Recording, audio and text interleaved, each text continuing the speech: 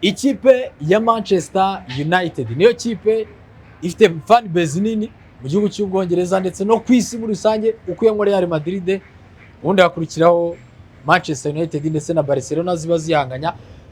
Izo nizo kipe eshatu ku isi nini kuruta izindi zigenda ziza, izo bita za Bayern de Munich, izo bita za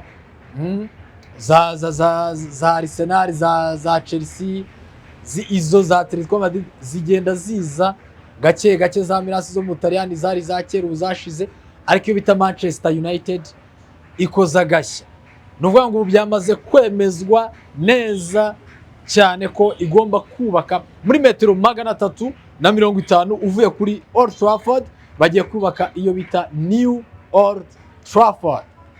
Iyo ni stade izaba iteye ubwoba, ngira ngo mwagiye mubona ibishushanyo, ngira ngo muri no kubibona ibishushanyo mbonera ukuntu umujyi wa Manchester uzaba umeze.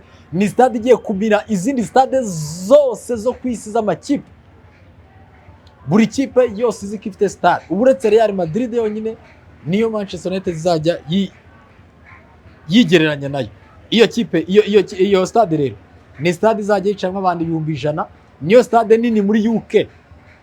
Iyo tuvuze muri UK nuvango ni mu Bwongereza ndetse n'ahandi hose bakoloniza, cyangwa se bira bihugu byose biba muri UK biyorwa n'umwami umwe w'Abongereza witwa Charles.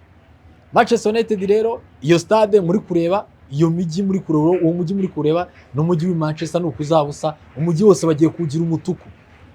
Bavuze ko ari ibintu byiza cyane kuba bishimiye ko bagiye gukorera hafi n'ubundi ya Old Trafford. Old Trafford izasigara ari stade y'amateka, izajya bazayigira nka mize,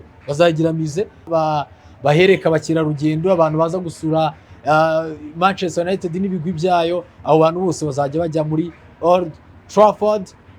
Iyo ngiyo nyine ya kera, nibarangiza sasa bagende banabereke New Old Trafford, yo izaba iteye ubwoba, abandi 100,000 bicaye neza mu myanya yabo. Bayita Manchester United ikomeje transfer, ikomeje kugenda ireba se iragenda yongera mwonde, nyuma yo kongera mu Brazilian Ederson, isigaje kongera mwo bita Matheus Fernandes, nawe iri kwiruka inyuma kugira ngo irebe ko yamubona umusore w'ikipe ya West Ham.